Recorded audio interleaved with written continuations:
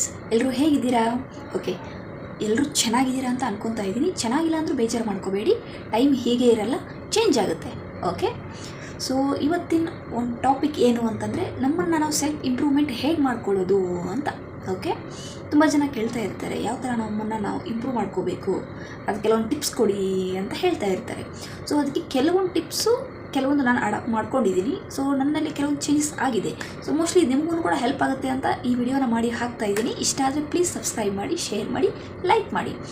First one is ನಾವು ನಿದ್ದೆಯನ್ನು ಕಡಿಮೆ ಮಾಡಬೇಕು. ಅಂದರೆ ಕ್ವಾಲಿಟಿ ಟೈಮ್ನ ಮಾತ್ರ ನಾವು ನಿದ್ದೆಗೆ ಕೊಡಬೇಕು. ಓಕೆ, ಅಂದರೆ 6 hours is enough for sleep. Okay, ಅದಕ್ಕೆ ಅದ್ರ ಮೇಲೆ ಕೊಟ್ಟರೆ ಅದು ಯೂಸ್ಲೆಸ್ ಆಗಿಬಿಡುತ್ತೆ. ಓಕೆ, ನಾವು ಕಡಿಮೆ ಟೈಮು ನಾವು ಮಲ್ಕೊಂಡಷ್ಟು ನಮಗೆ ಲಾಂಗ್ ಟರ್ಮ್ ಉಳಿಯುತ್ತೆ. ಟೈಮು ಜಾಸ್ತಿ ಉಳಿದಾಗ ನಾವು ಕೆಲಸದ ಕಡೆ ತುಂಬ ಕಾನ್ಸಂಟ್ರೇಷನ್ ಮಾಡ್ಬೋದು. ಒಂದು ಕೆಲಸದಲ್ಲಿ ಒಂದು ಪ್ರೊಡಕ್ಟಿವಿಟಿ, ಒಂದು ಆನ್ಸರ್ನ ನಾವು ಫ್ಯೂಚರಲ್ಲಿ ಒಂದು ಪಾಸಿಟಿವ್ನೆಸ್ ಆಗಿ ಎಕ್ಸ್ಪೆಕ್ಟೇಷನ್ಸ್ ಇಟ್ಕೋಬೋದು. ಎಲ್ಲೋ ಒಂದು ಕಡೆ ನಾವು ಯಾವ ಥರ ವರ್ಕ್ ಮಾಡಬೇಕು ಅಂತಂದರೆ, ನಮ್ಗೆ ಇನ್ನೇನು ಓನ್ಲಿ 30 days ಅಷ್ಟೇ ಇದೆ ಲೈಫಲ್ಲಿ, ಎಲ್ಲ ಕೆಲಸಗಳನ್ನ ನಾನು ಇವಾಗಲೇ ಮಾಡಬೇಕು ಅನ್ನೋ ಒಂದು ಮೈಂಡ್ಸೆಟ್ ಇಟ್ಕೊಂಡು ನೀವು ವರ್ಕ್ಗಳನ್ನು ಮಾಡಿ. Okay, and second point is every morning ಒಂದು ಟೈಮ್ ಸೆಟ್ ಮಾಡ್ಕೊಳ್ಳಿ. ನಿಮಗೋಸ್ಕರ ನೀವು ಟೈಮ್ ಕೊಡಿ, 1 hour ಟೈಮ್ ಕೊಡಿ. ಓಕೆ, ಏನು ಟೈಮ್ ಕೊಡಿ ಅಂತಂದರೆ ನಿಮ್ಮ ಪರ್ಸ್ನಾಲಿಟಿ ಡೆವಲಪ್ಮೆಂಟ್ ಮಾಡ್ಕೊಳ್ಳಿಕ್ಕೆ, ನಿಮ್ಮನ್ನು ನೀವು ತಿಳ್ಕೊಳ್ಳಿಕ್ಕೆ 1 hour ನಿಮಗೇನೆ ಟೈಮ್ ಕೊಡಿ. ಯಾಕಂದರೆ ನಿಮಗೆ ನೀವು ಟೈಮ್ ಕೊಟ್ಟಾಗ ನಿಮ್ಗೆ ಏನು ಬೇಕು, ಏನು ಬೇಡ, ಏನು ಇಷ್ಟ, ಯಾವುದು ತುಂಬ ಇರಿಟೇಷನ್ ಆಗುತ್ತೆ, ಯಾವುದು ಡಿಸ್ಕಂಫರ್ಟ್ ಆಗುತ್ತೆ, ಯಾವುದು ಕಂಫರ್ಟ್ ಆಗುತ್ತೆ ಅನ್ನುವಂಥದ್ದನ್ನು ಅನಲೈಸ್ ಮಾಡ್ಕೋಬೋದು ನೀವು. ಸೊ ಅದಾದ ಕಾರಣಕ್ಕೆ ನಿಮಗೆ ನೀವು ಟೈಮ್ ಕೊಡಿ. Okay, and manage the time. ನಿಮ್ಮ ಹತ್ರ ಏನಾರ ಟೈಮ್ ಇದ್ದರೆ ಅದನ್ನ ಮ್ಯಾನೇಜ್ ಮಾಡಿ. ಯಾವುದಕ್ಕೆ ತುಂಬ ಇಂಪಾರ್ಟೆಂಟ್ ಇದೆ ಅದಕ್ಕೆ ನಿಮ್ಮ ಟೈಮನ್ನು, ನಿಮ್ಮ ಕಾನ್ಸಂಟ್ರೇಷನ್ನ ಜಾಸ್ತಿ ಕೊಡಿ. ಓಕೆ, ಯೂಸ್ಲೆಸ್ ಥಿಂಗ್ಸ್ಗೆ ಸುಮ್ಮನೆ ಟೈಮ್ ವೇಸ್ಟ್ ಮಾಡಲಿಕ್ಕೆ ಹೋಗಬೇಡಿ.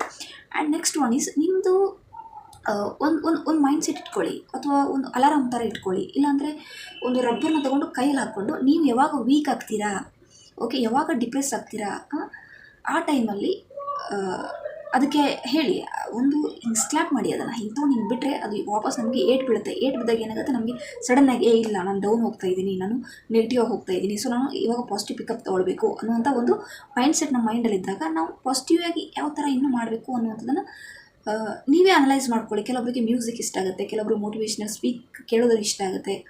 ಓಕೆ, ಕೆಲವೊಬ್ಬರಿಗೆ ರೀಡಿಂಗ್ ಇಷ್ಟ ಆಗುತ್ತೆ, ಕೆಲವೊಬ್ಬರಿಗೆ ಸ್ಪೋರ್ಟ್ಸ್ ಲೈಕ್ ಆಗುತ್ತೆ, ಕೆಲವೊಬ್ಬರು ಡ್ಯಾನ್ಸಿಂಗ್, ಈ ಥರ ಅವ್ರವ್ರ ಹಾಬೀಸಲ್ಲಿ ಇರುತ್ತೆ. ಅದಕ್ಕೆ ಅದ್ರ ಮೇಲೆ ನೀವು ಕಾನ್ಸಂಟ್ರೇಷನ್ ಕೊಟ್ಟು ಸ್ವಲ್ಪ ಟೈಮ್ ಸ್ಪೆಂಡ್ ಮಾಡಿದರೆ ಒಂದು ಮೈಂಡು ರಿಫ್ರೆಶ್ಮೆಂಟ್ ಆಗ್ಬೋದು. ಆ್ಯಂಡ್ ನೆಕ್ಸ್ಟ್ ಒನ್ ಇಸ್ ನಿಮ್ಮ ಅಪೋಸಿಟ್ ಪರ್ಸನ್ನು ಯಾರೇ ಆಗಿರಲಿ ಬಂದಾಗ ಒಂದು ಪಾಸಿಟಿವ್ ಆಗಿ ಮಾತಾಡಿ.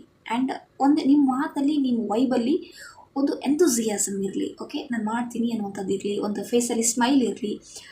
ನಿಮ್ಮ ಅಪೋಸಿಟ್ ಇರುವಂಥ ಪರ್ಸನ್ಗೆ ರೆಸ್ಪೆಕ್ಟ್ ಕೊಡಿ.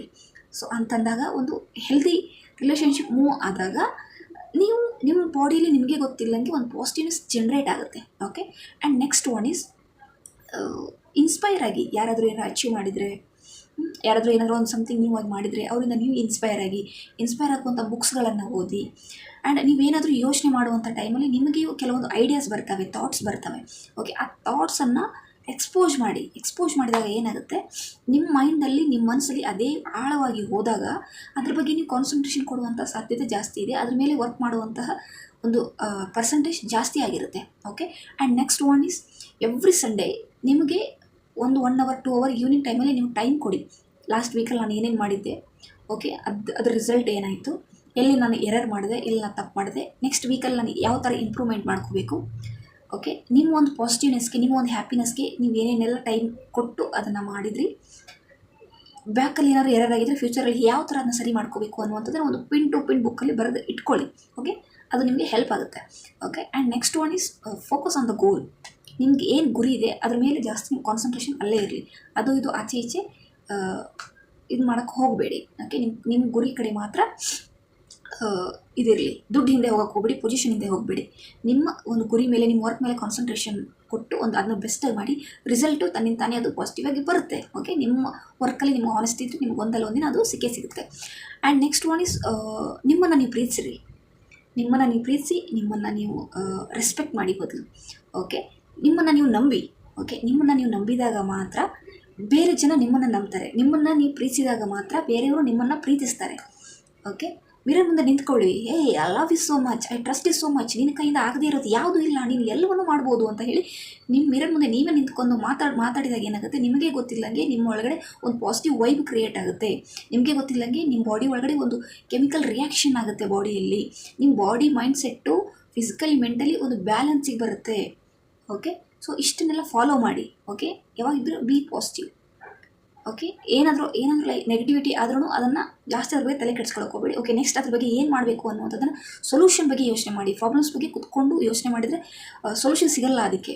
ಓಕೆ, ಸೊಲ್ಯೂಷನ್ ಸಿಗೋ ಥರ ನೀವು ಯೋಚನೆ ಮಾಡಿ. ಓಕೆ, ಯಾಕೆಂದರೆ ಮನುಷ್ಯನಿಂದ ಪ್ರಾಬ್ಲಮ್ ಬಂದಿರೋದು, ಪ್ರಾಬ್ಲಮಿಂದ ಮನುಷ್ಯ ಹುಟ್ಟಿಲ್ಲ.